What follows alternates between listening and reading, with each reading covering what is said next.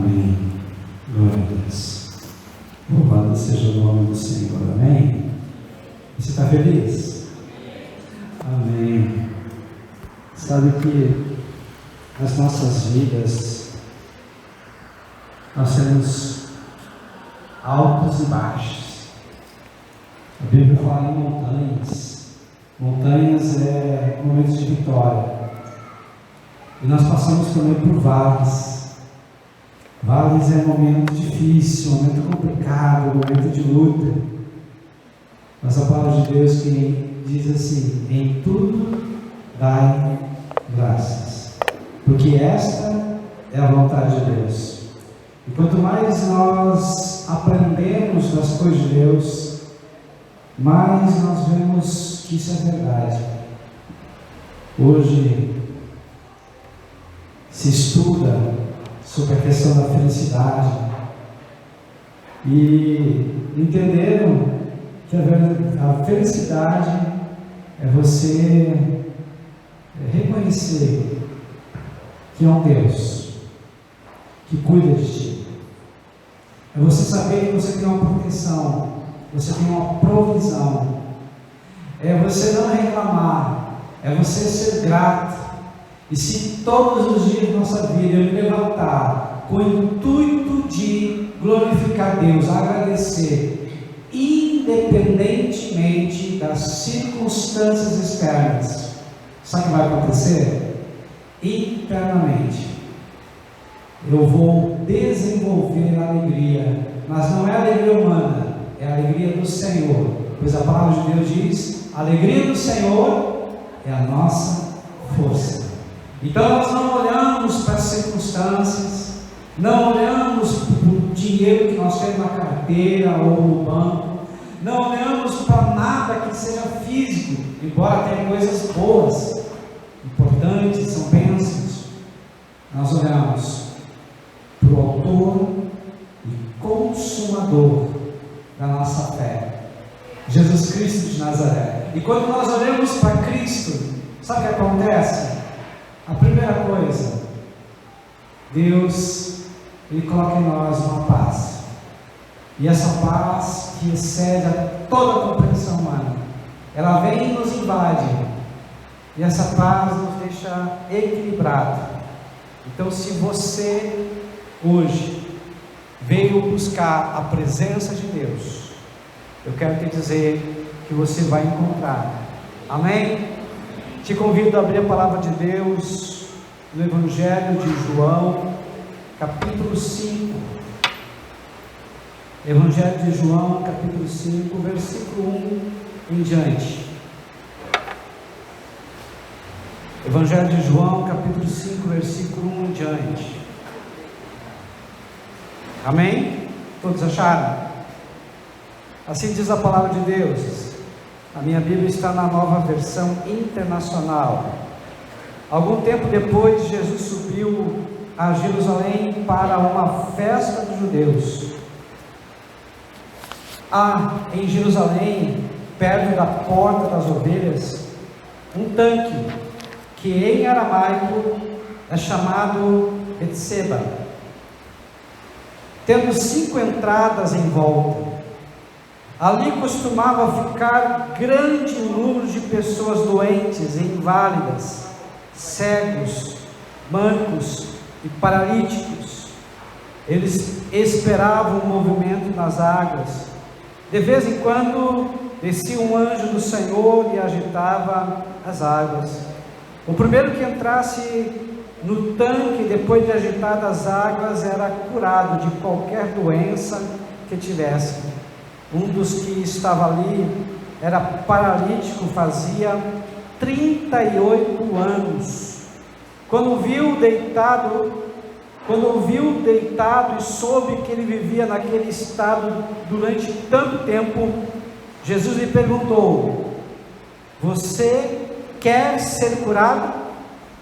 Disse o paralítico: não tenho ninguém que me ajude a entrar no tanque quando a água é agitada. Enquanto estou tentando entrar, outro chega antes de mim. Então Jesus lhe disse: levanta-te, pegue a sua maca e ande.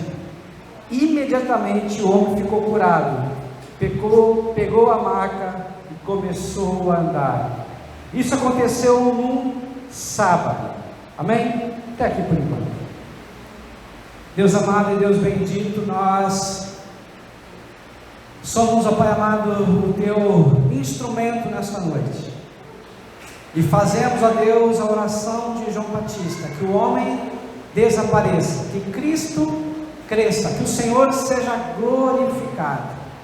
Nós sabemos que o Senhor é o Deus que cura, pois a Tua palavra diz que o Senhor é chamado de Jeová Rafa, o Deus que cura, o Deus que sara. Mas nessa noite, ó Pai amado, eu não quero apenas a cura do físico, quero também, Senhor, que almas sejam curadas, espíritos sejam curados, que o Senhor possa fazer uma cura completa do corpo, da alma e do espírito, que o Senhor possa completar a obra que o Senhor já iniciou em nossas vidas, pelo poder do nome de Jesus. Amém e amém. Pode sentar, queridos. Louvado seja o nome do Senhor.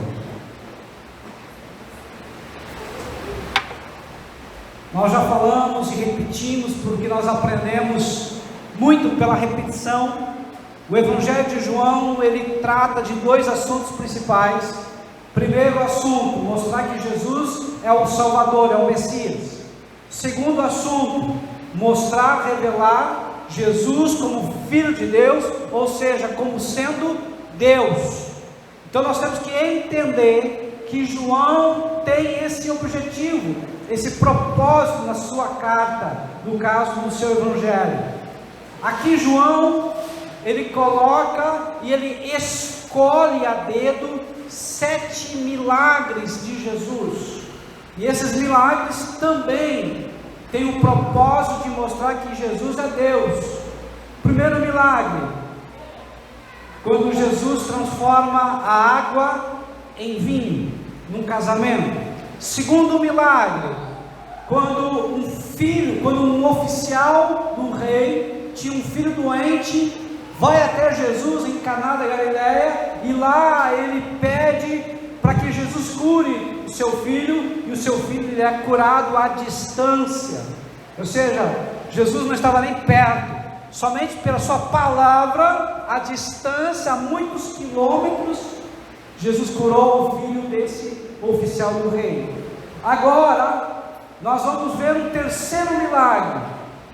Então é importante entender que mesmo esse milagre, ele está em consonância com o livro de João. É demonstrar, revelar que Jesus é Filho de Deus, ou seja, é igual a Deus.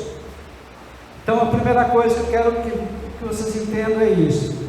A segunda coisa, esse milagre da cura de um paralítico não é encontrado em nenhum outro evangelho, nem Mateus, nem Marcos, nem Lucas relata sobre este milagre.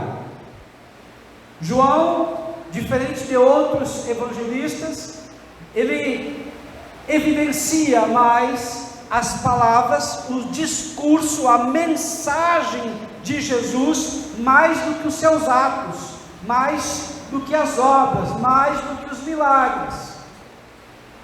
Em terceiro lugar, que eu quero colocar aqui para você, é que pela primeira vez, Jesus é que toma a iniciativa de ir até o doente.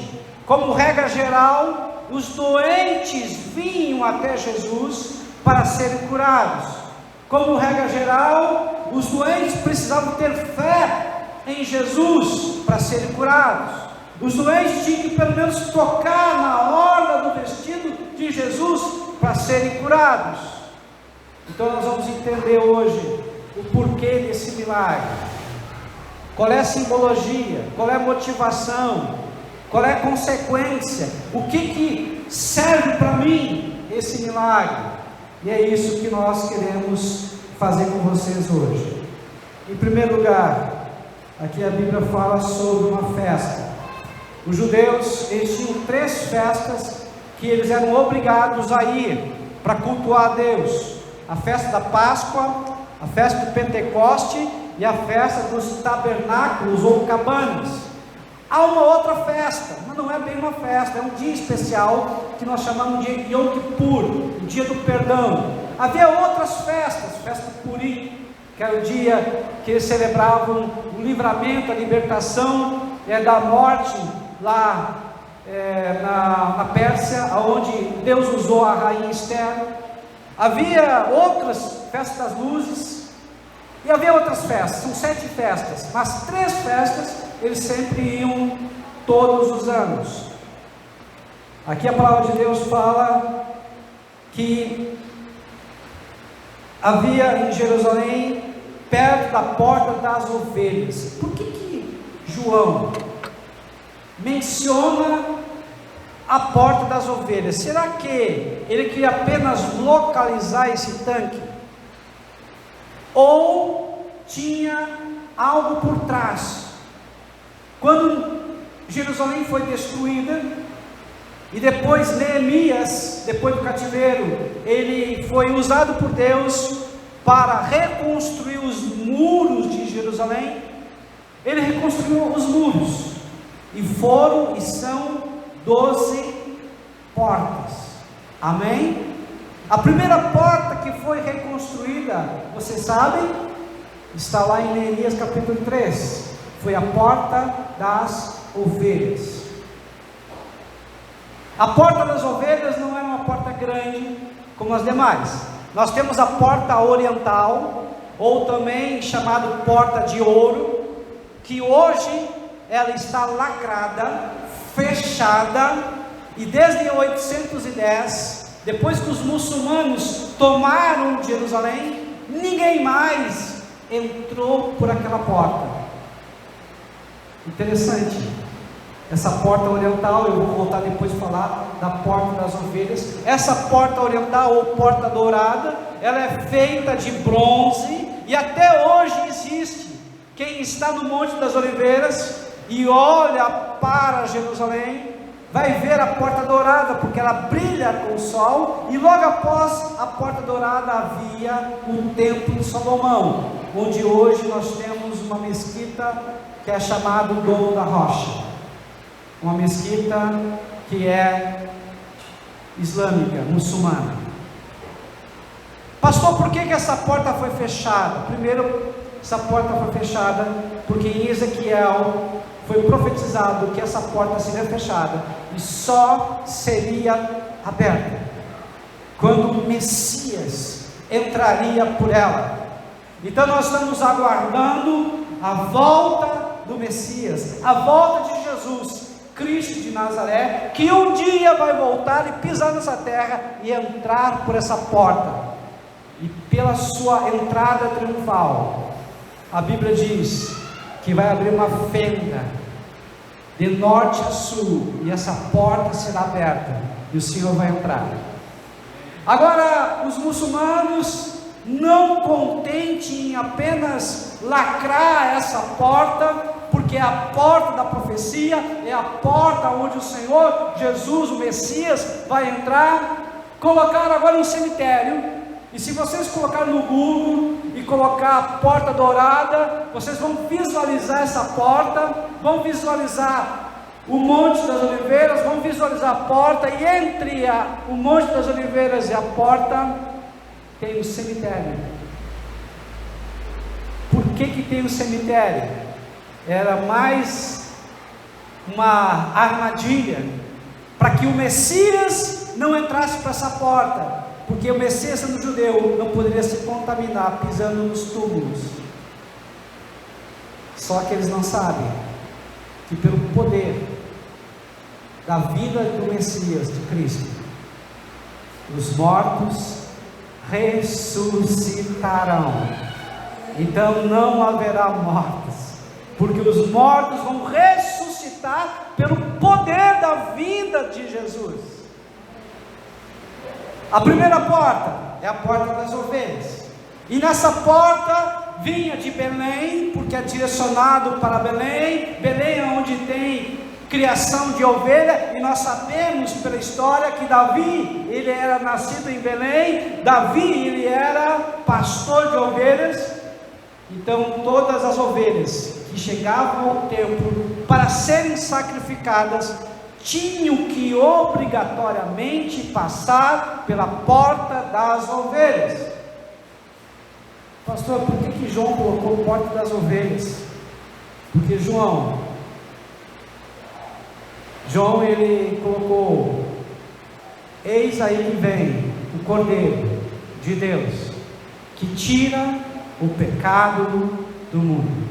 Jesus, o nosso Messias, ele é comparado na sua primeira vinda como o Cordeiro de Deus, que tira o pecado do mundo. Ele veio como servo sofredor, ele veio para ser feito como um sacrifício por nós. Por isso da porta das ovelhas. Mas quando ele voltar, ele não vai voltar mais como uma ovelha, ele vai voltar como um leão da tribo de Judá. Ou seja, ele vai vir de uma forma gloriosa, poderosa, cheia de autoridade. Então a palavra de Deus diz que hoje nós não olhamos mais para o Cristo sofredor, mas nós pela fé, e segundo o Apocalipse capítulo 1, versículo 9 em diante, nos mostra, nos revela a gloriosa imagem do nosso Salvador.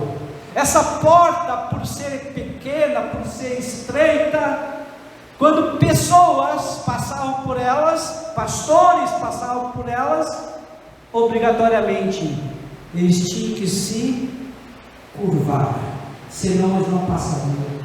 Alguns, dependendo da estatura, tinham que se ajoelhar, senão não conseguiria passar. Pastor, o que isso significa?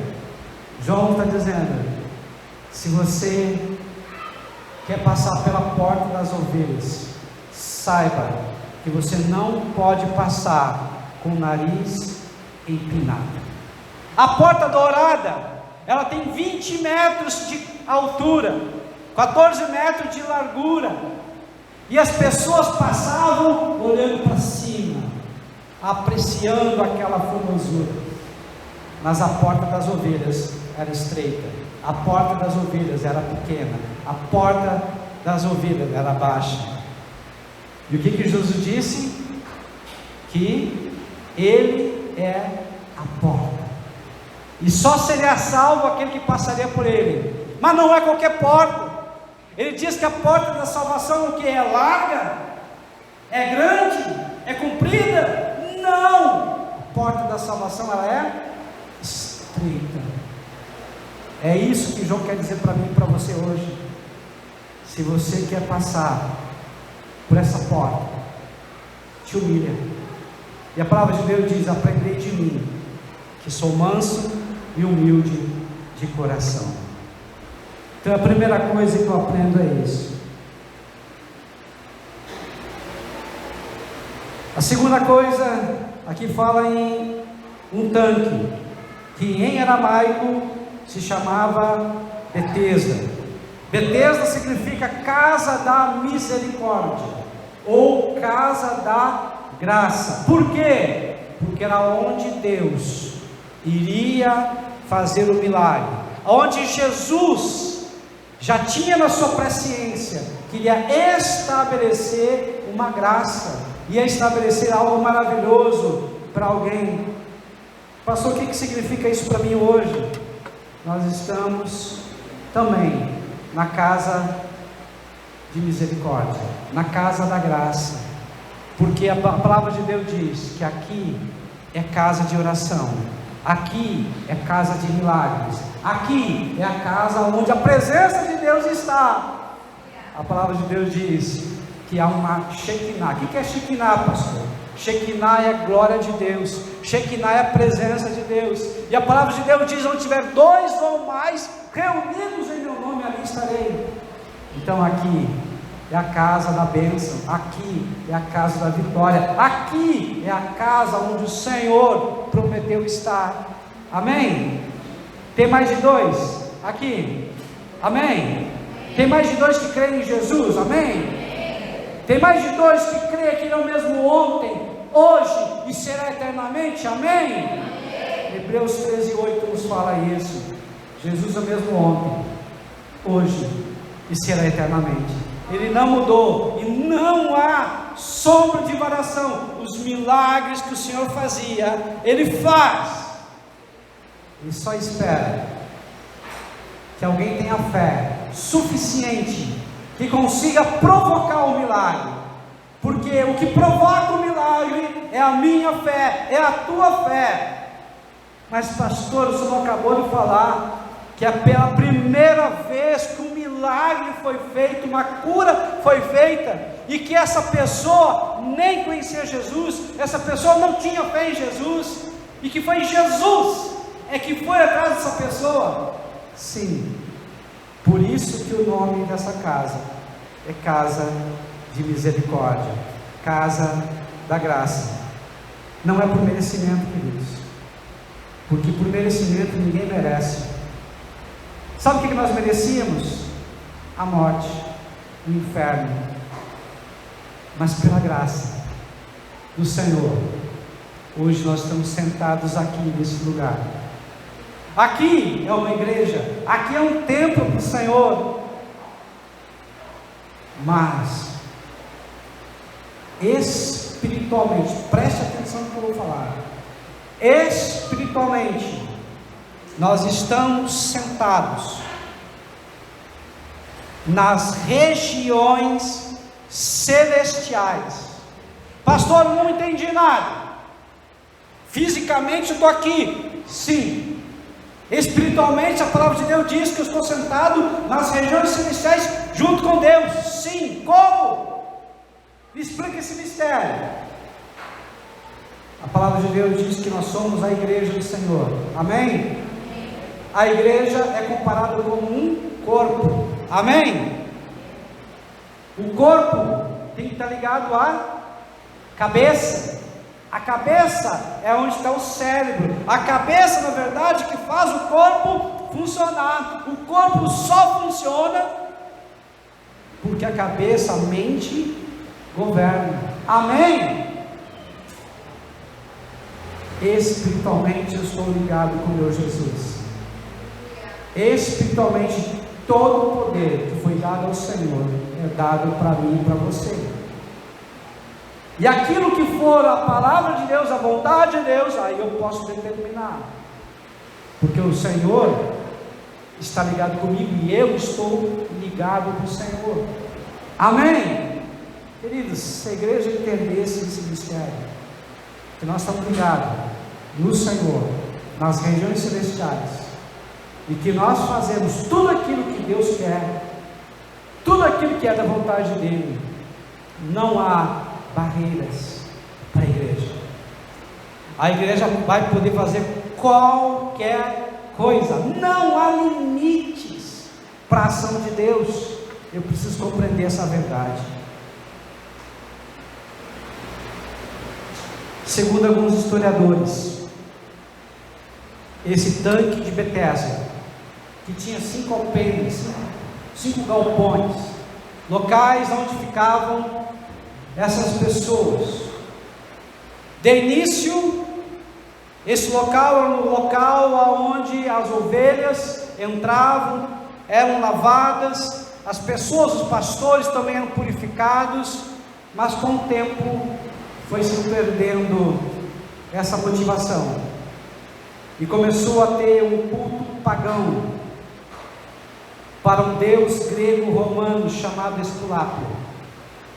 Esse é um Deus que é o Deus da medicina, que é o Deus da cura, e é representado em uma figura de um homem com um bastão e uma cobra enrolada. E até hoje ainda, pelo menos a medicina, eu sei que é esse símbolo. Não sei se a enfermagem também não é, com essa bastão com uma cobra enrolada. Pelo menos a medicina, com certeza. No Império Romano havia mais de 400 templos pagãos. Os soldados, as pessoas, elas buscavam esses locais que geralmente tinham água, fontes com sais minerais, fontes térmicas, fontes que auxiliavam na cura. Então muitas pessoas realmente eram curadas. Pessoas que tinham problemas de doenças psicossomáticas, ou seja, doenças apenas psicológicas, automaticamente eram curadas. Então esse Deus, esse ritual se propagou por todo o império, inclusive em Jerusalém, nas barbas dos religiosos. Pastor, o senhor está me dizendo então que Jesus foi num lugar que havia um culto pagão, que, ou seja, havia sido distorcido do culto verdadeiro, bem pertinho, quase ao lado já do templo de Deus, para buscar um homem? Sim. Eu estou dizendo, queridos, que Deus é Deus. O amor dele é tão grande que, se for necessário, ele vai num ritual de satanismo para buscar alguém lá dentro. O amor dele é tão grande que ele pode me usar ou te usar para poder levantar e salvar alguém que está perdido nas drogas, na prostituição, ou seja lá onde for. O nosso Deus é tão grande, a sua misericórdia se renova a cada dia, que um dia ele olhou para mim e para você e foi atrás de nós. Estão entendendo, queridos? O maior milagre não foi curar uma pessoa, o maior milagre foi o Senhor ter entrado nesse lugar pagão, mas ele ainda encontrou alguém com uma esperança, porque essa pessoa estava há 38 anos esperando a cura, mas não esperando do verbo esperar, esperando do verbo esperançar, ou seja, ele tinha uma esperança da cura. Você já parou para pensar quanto tempo você ficaria lá esperando, aguardando a cura? Qual é o teu nível de paciência? Ai, pastor, eu não tenho paciência. Escreveu, não leu, pau comeu. Ai, pastor, eu não aguento. Não, calorão assim, eu jogo tudo para o ar, não quero saber. Esse homem tinha uma virtude, e essa virtude chamou a atenção de Jesus. Jesus podia ter curado qualquer outra pessoa, mas ele tinha o objetivo de curar esse homem, e esse objetivo é o Senhor Jesus. E assim agora a igreja, que somos nós, temos que ir onde os pecadores estão, temos que ir onde as pessoas estão perdidas. Sabe o que acontece muitas vezes conosco? Nós entramos para a igreja e depois dizemos: não vou em tal lugar porque lá é a porta do inferno. Não vou em tal lugar porque lá não sei o que. Se Deus mandar, vai. Ele vai te capacitar, ele vai te dar sabedoria, ele vai te dar recursos. Faz a obra do Senhor, mas vai. O Senhor nos deu o exemplo que ele foi num lugar de perdição, aqui nesse lugar. A palavra de Deus diz que havia uma multidão de doentes nesse lugar. Toda vez que a palavra de Deus fala em multidão, se você observar na Bíblia, não tem menos que 3.000. Fala de uma multidão que foram salvos no discurso de Pedro, lá em Atos dos Apóstolos. 3.000 almas, 3.000 pessoas foram salvas. Uma multidão que estava no Sermão do Monte, e o Senhor fez a oração da multiplicação dos pães e peixes. 4.000 homens, fora homens e mulheres. Uma segunda multiplicação, havia uma multidão, 5.000 homens, fora homens e mulheres. Ou seja, a multidão são milhares de pessoas que estavam neste lugar. Não eram dezenas, não eram centenas, eram milhares de pessoas que estavam nesse lugar.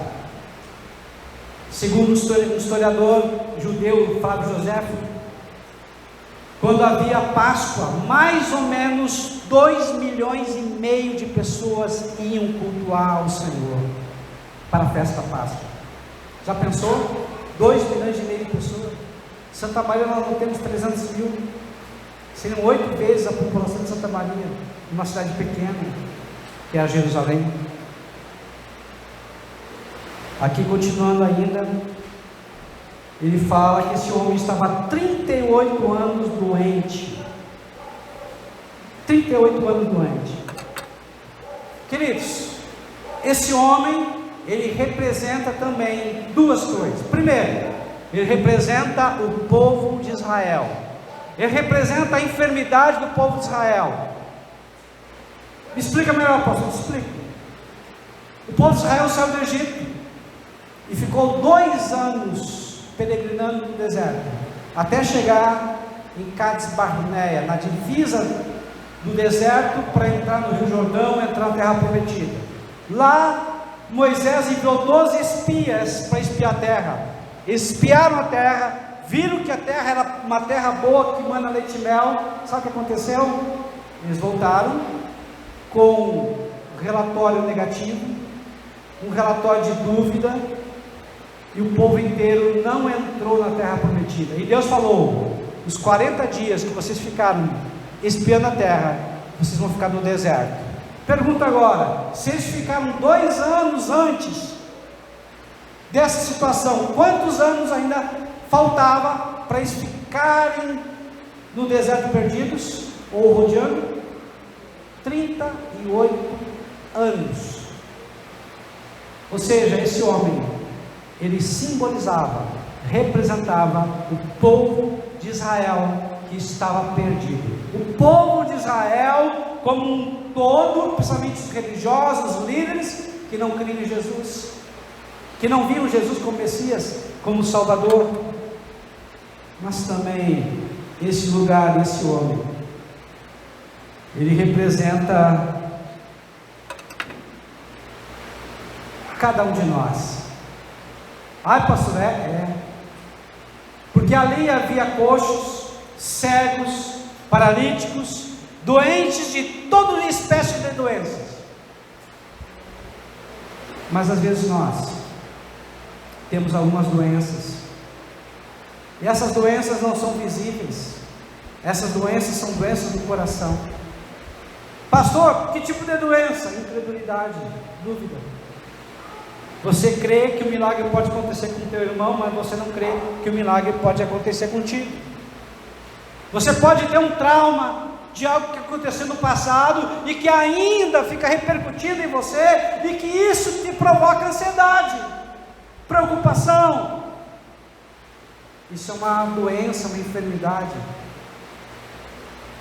Você pode ter uma doença de um vício, uma área da tua vida que você não consegue superar, uma área da tua vida que você não consegue ir para frente. Você vai bonito em muitas áreas, mas tem uma em especial que você não consegue ir para frente. É uma doença espiritual. É um local onde você tem dado legalidade para o diabo agir. É um local onde você tem sido envergonhado. É um local, é uma área onde você tem perdido. Estão entendendo? Nós, seres humanos, somos complexos e precisamos do Senhor Jesus. Quando Jesus entra, Ele vem, começa a colocar tudo no seu devido lugar. Às vezes é a falta de perdão, alguém te aborreceu, alguém te ofendeu, alguém que falou alguma coisa, e você fica ainda pensando naquilo. Isso pode ser uma doença, uma enfermidade que precisa ser curada.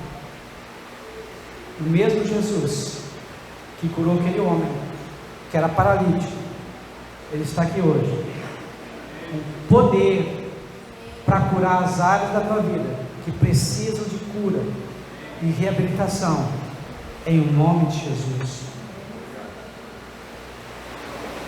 Agora, por que Jesus perguntou para o homem se o homem queria ser curado? Não é lógico. Se você está com problema de dinheiro e vem alguém e te pergunta: você quer dinheiro? Sim, é claro que eu quero. Se você está com um problema no relacionamento familiar, e vem alguém e vai dizer: olha, eu posso te ajudar, você quer ajuda? Vai dizer sim ou não, mas você vai ter que dizer alguma coisa. Por que Jesus perguntou?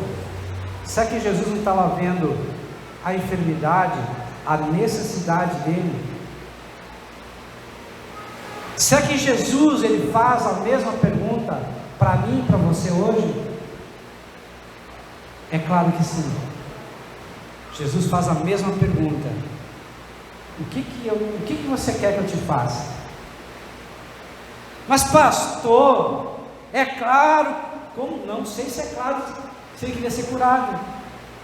Talvez até ele não quisesse ser curado. Por quê? Porque se ele fosse curado, ele ia perder agora a possibilidade de se manter carente, vítima da sociedade. Ele ia perder talvez o cuidado de alguém. Quantas e quantas pessoas que consciente ou inconscientemente se mantêm doentes para que outras pessoas estejam ao seu lado e próximas dela para cuidar. Às vezes não é consciente, às vezes é inconsciente.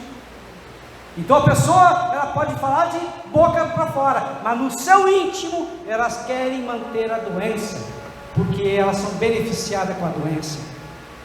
No caso aqui, do paralítico, vamos supor que ele fosse mendigo, e de repente, como mendigo, ele poderia tirar uma boa grana e lucrar com as esmolas. Daqui a um pouco ele não precisava e não queria ser curado. Imagina agora, 38 anos mendigando, 38 anos dependendo de outra pessoa, agora ele podia ser curado.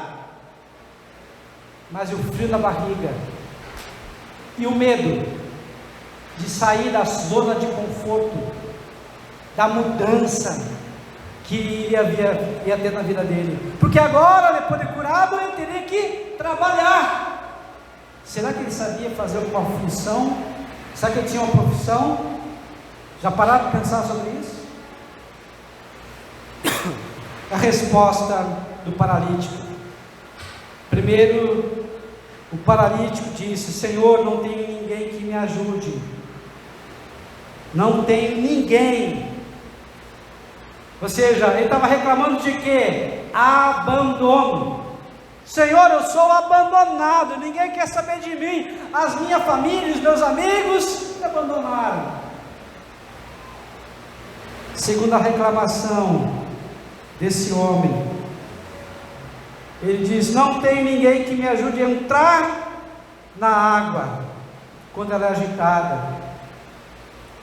Então ele está reclamando que ele tem uma esperança entrar na água, mas por causa da doença, por causa do abandono, a sua esperança se torna uma falsa esperança.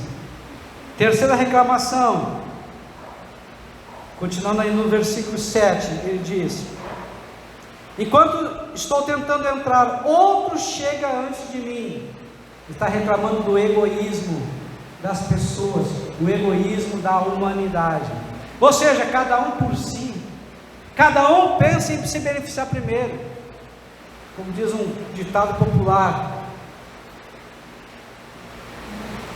faltou a palavra agora no ditado. Meu pirão, pouco pirão, meu pirão primeiro, algo parecido com isso que eu disse. Faltando pirão, faltando farinha, meu pirão primeiro. Há um ditado que fala sobre isso. Agora o Senhor, ele dá 3 ordens. A primeira ordem: levanta-te. Levanta-te. O que o Senhor está dizendo? Você precisa ter uma atitude. Quando o Senhor falou levanta-te, não foi apenas uma palavra, foi uma palavra vindo com poder, uma palavra com unção, uma palavra com o mover do Espírito Santo junto. Mas o homem precisava obedecer a palavra, ele precisava ter uma atitude. Pastor, o que isso quer dizer para mim? Deus não vai te dar o meu milagre com você deitado, prostrado. Mas pastor, eu estou em pé, fisicamente. Mas e emocionalmente? E espiritualmente, como é que você se encontra? Porque Deus, Ele vê o teu físico, Ele vê a tua alma, Ele vê o teu espírito. Então a primeira atitude que o Senhor mandou é: levanta-te, não fica deitado, não fica prostrado.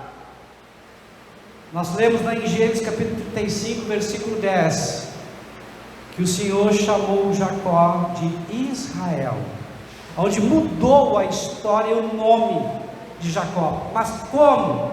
Depois que ele se levantou. Nós vemos lá em Lucas capítulo 15, versículo 11 a 32, que fala sobre o filho pródigo, e fala que ele estava lá agora junto com os porcos, e ele teve um pensamento e disse: vou ter com meu pai, e vou pedir perdão, vou pedir para ser restituído como um trabalhador seu, um empregado seu.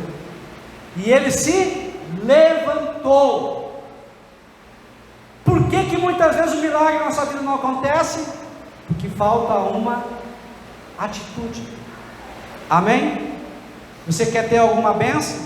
Corre atrás, vai à luta, faz a tua parte, atrai a atenção de Deus.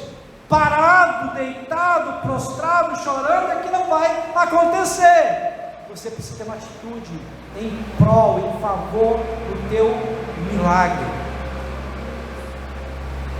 Segunda ordem do Senhor Jesus: pega a tua cama, pega o teu leito, ou seja, faça alguma coisa, vai trabalhar, vai produzir.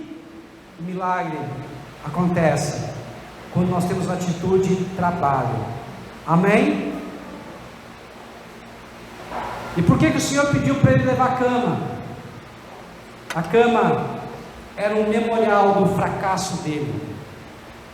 A cama era feito uma coberta de lã grossa, e por causa do seu estado e por causa que ele ficava deitado, automaticamente ia se amoldando o corpo naquela cama, naquele leito.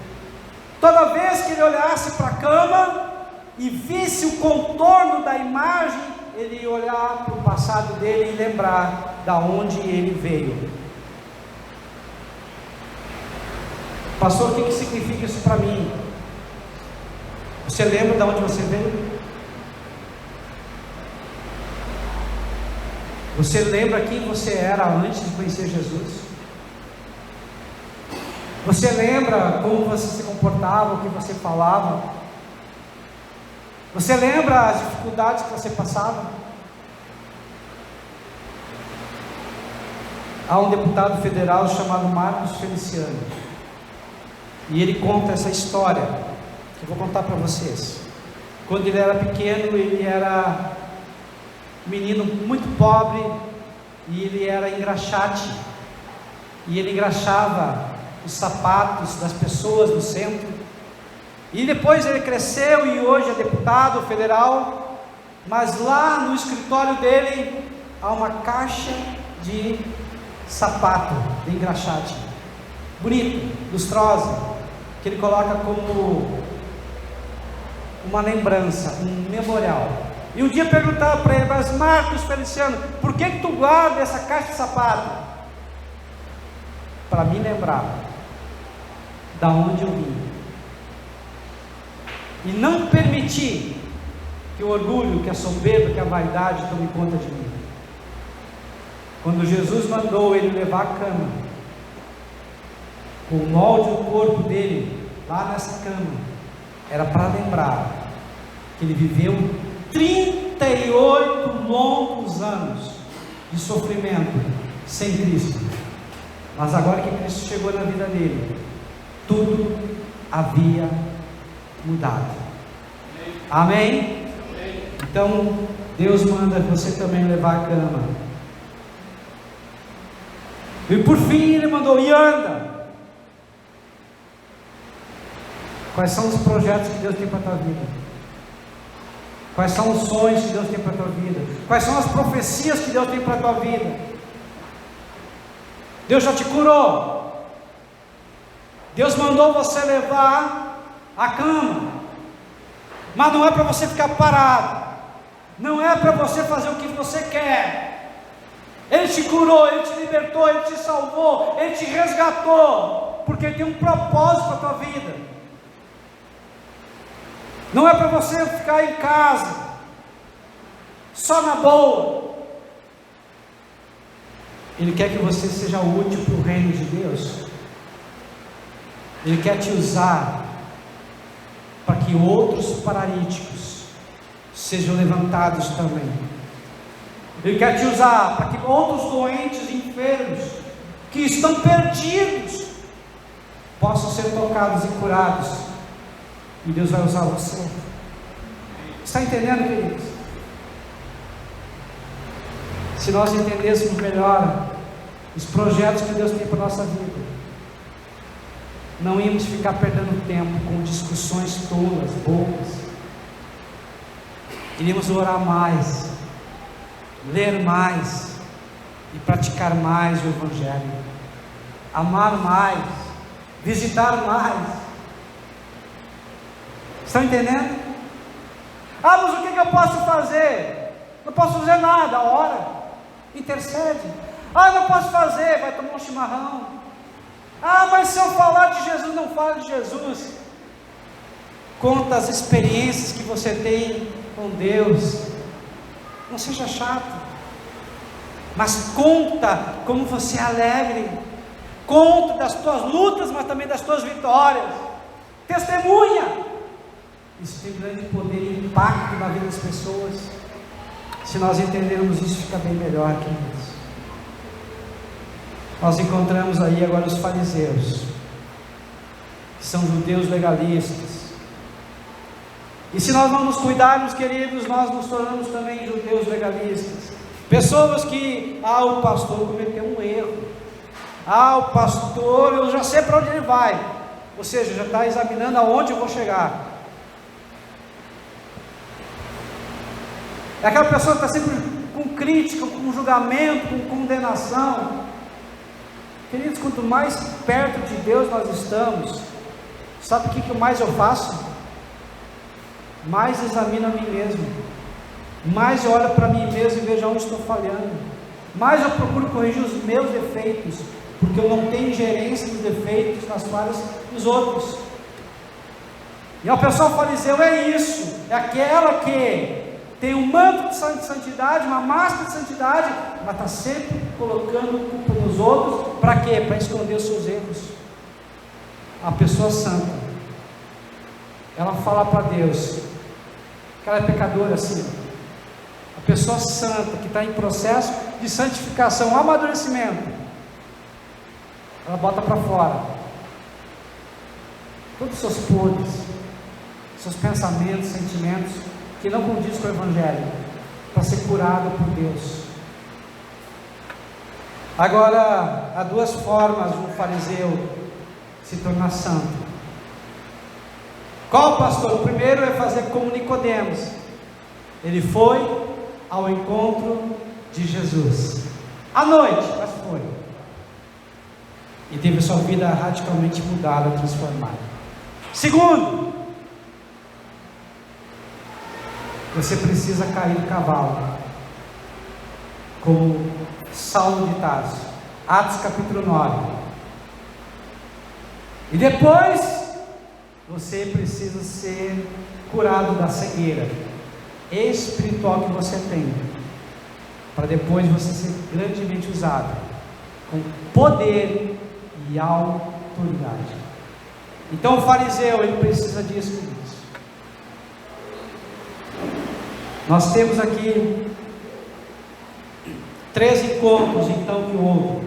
O primeiro encontro foi o encontro do paralítico com os religiosos judeus, aonde havia apenas legalismo religioso. O segundo encontro foi o encontro do paralítico com Jesus no templo. Interessante que a Bíblia diz que Jesus estava procurando o paralítico. Sabe o que eu vejo hoje? Jesus me procurando, Jesus te procurando. A palavra de Deus diz em João 4:23 que Deus procura verdadeiros adoradores que o adorem em espírito e em verdade. Sabe o que eu aprendo aqui? Que o paralítico também ele estava no templo. Estava hoje, se fosse hoje, seria na igreja. Qual é a motivação dele? Se aparecer? Agradecer? Não sabemos. Terceiro encontro foi Jesus com os religiosos. E aqui começou a perseguição dos religiosos com Jesus. Primeiro, porque Jesus não guardava o sábado. Segundo, porque Jesus disse: o meu Pai. E essa expressão, meu Pai, era uma expressão diferente do que eles usavam. Eles diziam nosso Pai. Então o meu Pai, Jesus está dizendo que o Pai e ele eram um. Eles eram íntimos, tinham relacionamento íntimos. E o meu Pai, Jesus estava dizendo que era igual a Deus, semelhante ao Altíssimo. Então o segundo motivo de perseguição: primeiro, não guardar o sábado. Segundo, por blasfêmia. Um homem dizendo ser Deus. Jesus, ele adverte esse paralítico. Ele diz: olha, você está curado. Ou seja, Deus teve compaixão de você. Não volte a pecar. Ou seja, não volte a cometer os mesmos erros, para que não te aconteça coisa pior. Pastor, o que seria pior que ficar 38 anos paralítico, abandonado, dependendo de outras pessoas? O pior é ser castigado e ser conduzido ao inferno, ao castigo eterno. Muitas pessoas elas dizem: mas pastor, isso é questão de inferno, lago de fogo e enxofre, isso não existe. Geralmente quando alguém pergunta para mim, eu pergunto para essa pessoa: você vai pagar para ver? Vamos supor que não exista Deus, não exista diabo, não exista céu, não exista inferno. Se você estiver certo que não existe, eu não perdi quase nada, porque a minha vida é boa. Mas se porventura eu estiver certo, a Bíblia estiver certo, quem tem mais a perder é você, porque eu sei para onde eu vou. Eu vou para os braços do meu Deus, e você vai para o inferno. Está entendendo? Nós não podemos brincar com o destino da nossa alma. O homem foi curado no tanque de Betesda, através da palavra de Jesus. O físico dele foi curado. O homem foi curado no templo pela sua alma, porque como ele era doente, enfermo, com necessidades especiais, ele não poderia, por causa da lei de Moisés, ir no templo. E ele foi curado do Espírito, quando o Senhor o confrontou, dizendo que poderia acontecer coisa pior para ele, ou seja, ficar longe de Deus para todo sempre. Hoje o Senhor faz para mim e para você essas mesmas perguntas, esse mesmo confronto. Se tu morresse hoje, para onde tu iria? Céu ou inferno? Na presença de Deus ou longe de Deus? Mas pastor, eu preciso de cura física. Amém. Deus cura. Mas antes de curar o físico, Deus entra em nós curando o espírito. Depois Ele cura a alma. Depois Ele cura o físico. Ah, mas o Senhor Jesus fez o contrário. Amém. Isso está dentro da sua soberania. Soberania. Deus faz o que Ele quer, quando Ele quer, na hora que Ele quer, porque Ele é Deus. E acabou. Está entendendo, queridos? Fique em pé nesse momento. Vou chamar o louvor agora nesse momento. Eu quero que você faça agora um exame. Você e Deus. Você precisa ser curado. O Senhor está aqui com o poder de cura. O milagre do Senhor. É o Deus do impossível. A palavra de Deus diz que é Jeová Rafa, o Deus que cura, o Deus que sara. Pastor, ele pode curar meu físico? Pode. Mas quem sabe é quando o físico virá, quando tua alma for curada. Quem sabe você precisa renovar a aliança com o Senhor. Eu não sei. Eu quero que você coloque a mão na altura do teu coração. Somente isso, coloca a mão na altura do teu coração. Você tem áreas na tua vida que precisam ser curadas, tratadas. Você sabe inclusive o nome, a situação, aquilo que te pega. Por isso agora, pelo poder do nome de Jesus, Senhor Jesus, nesse momento agora, Pai, pelo poder do teu nome, que o Senhor venha alcançando essa pessoa, e tocando, ó Pai amado, na área que precisa ser tocada, fazendo um milagre acontecer nesse momento agora. Produza, Senhor, o teu sobrenatural, que a partir de agora, a partir de hoje, aquilo, Senhor amado, que está impedindo essa pessoa de prosperar, de ir para frente, de crescer, de estar no centro da tua vontade, que seja, Pai amado, agora desamarrado, que seja agora destruído pelo poder do teu nome, que todas as cadeias do inferno que estão amarrando essa pessoa, para que o seu ministério não vá para frente, para matar o ministério, pela autoridade agora do nome de Jesus, começamos a ouvir agora a quebra das cadeias, das algemas. Que o Senhor seja glorificado, que o teu nome seja exaltado, pelo poder do nome de Jesus. Amém e amém. Glória a Deus.